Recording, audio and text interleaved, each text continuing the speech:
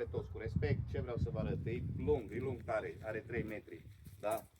Mișcarea cu care v-ați obișnuit, da? Nu, ăsta e lung, da?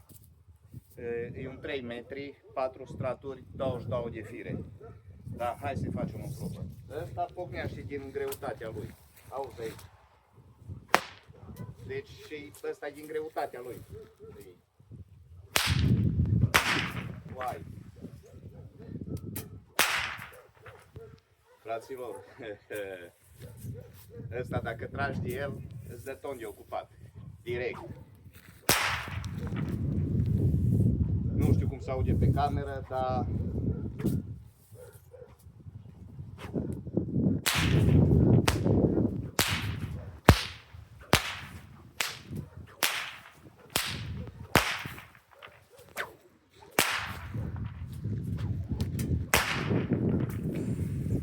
No, deci cam asta a fost piesa. Vă salut cu respect pe toți.